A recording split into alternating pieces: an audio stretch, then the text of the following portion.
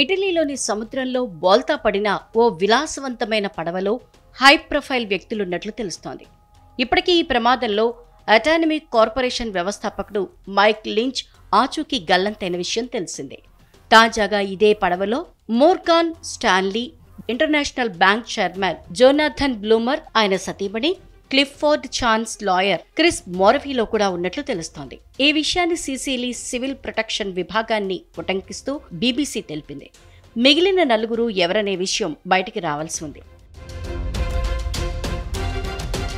దాదాపు 56 మీటర్ల పొడవున్న బయోసియాన్ అనే విలాసవంతమైన యాట్ మొత్తం 22 మందితో ప్రయాణం మొదలుపెట్టింది.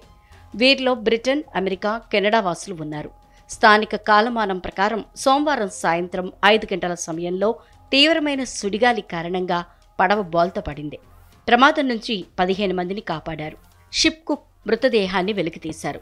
ఈ ట్రిప్ను తన సహోద్యోగుల కోసం లించ్ ప్లాన్ చేసినట్లు ఆయన ప్రతినిధి తెలిపారు.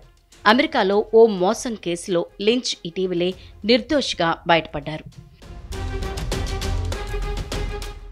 లించ్పై అమెరికా టెక్ దిగ్గజం HP సాఫ్ట్వేర్ చౌర్యంపై గతంలో కేసు వేసింది.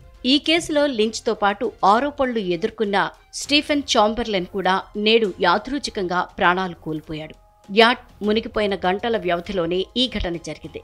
కేంబ్రిడ్జ్ షైర్లో స్టీఫెన్ శనివారం జాగింగ్ చేస్తుండగా ఓ కారు ఢీకొట్టింది. ఆ ఘటనలో అతడు తీవ్రంగా గాయపడి లైఫ్ సపోర్టింగ్ వ్యవస్థపై ఆసుపత్రిలో ఉన్నాడు. లించ్ మరణించిన గంటల వ్యవధిలోనే అతడు కూడా ప్రాణాలు వదిలాడు.